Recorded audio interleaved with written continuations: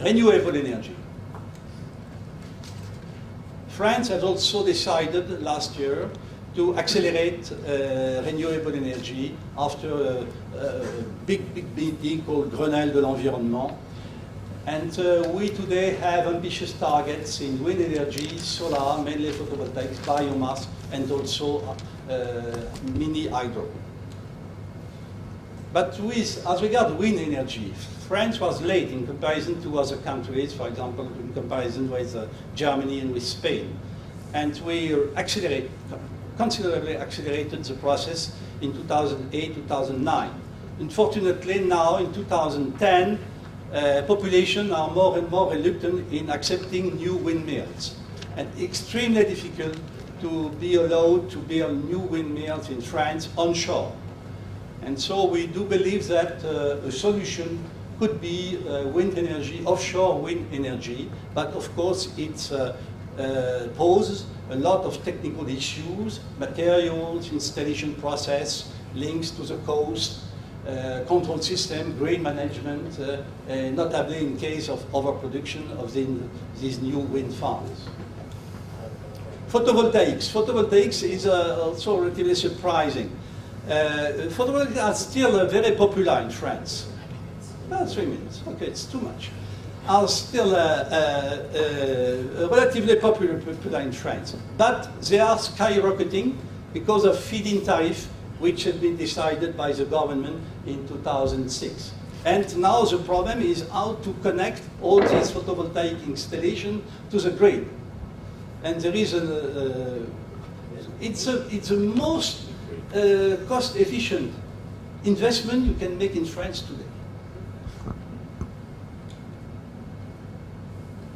But the problem is that if you look at the reality, the cost of photovoltaics are still 8 times more expensive than conventional nuclear electricity or fossil fuel electricity. I will finish with fossil fuel and with capture and storage of CO2. This is a very good topic for lectures, excellent topic for lectures, and for papers, for conferences. We shall invite you again. Yeah. And, however, the question is absolutely pivotal, because we will still need fossil fuel in 2050.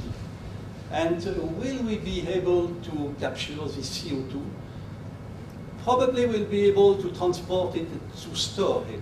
But to capture it, it's more difficult, it's costly, it will necessitate the CO2 price of at least 50, 60 euro per ton of CO2. And today the price of CO2 in Europe is 15 euro. So it's not the same range of price. But in France, we consider that we have to invest in this technology. And there are several companies such as Alstom, Total, Air Liquide, GDF Suez, which are heavily investing in research and development. As a conclusion, I would like to say that decarbonization of power generation, it is a must. We cannot avoid it. We must actually find a solution to totally decarbonize power generation. But how to do? It's certainly feasible, but it will be more expensive and maybe longer than expected. Nuclear energy is proven. It's a major advantage. It has been running for decades. Renewables, you know, are intermittent, most of them. And storage remain a major issue.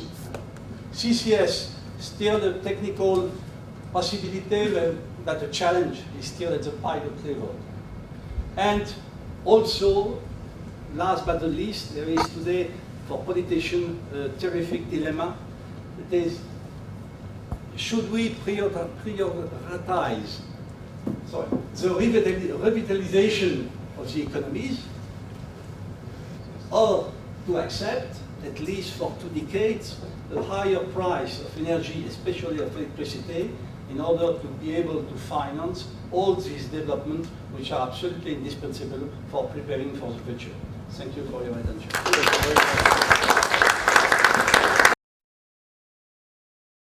Good morning to everybody. The topic I would like to address is the question of smart grid. The question is it just a buzzword or actually a new paradigm? Just imagine a moment, then Graham Bell comes back in this room, and he wouldn't recognize the telephone network. He was the inventor more than a century ago. And simultaneously, 2 minutes later, enters Edison. And Edison would feel relatively comfortable with our grid as they are today. That means that we have had a fantastic evolution in the telecommunication area, but a very slow evolution in all what's related with power generation, power distribution, and transmission. But it may change. It may change because of smart grids. So what are smart grids? Smart grids is, let's say, the connection, the addition of a network to a grid. Power grid plus communication network equal smart grid.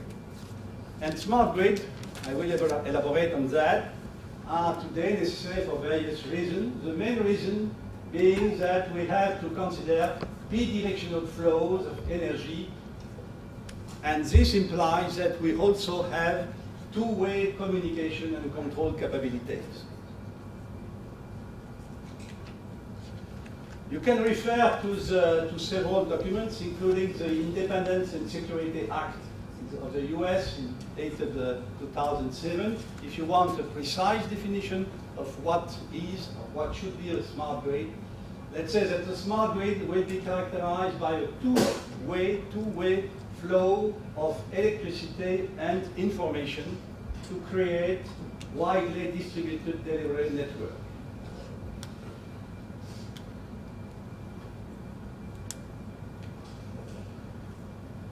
There are big expectations about smart grids.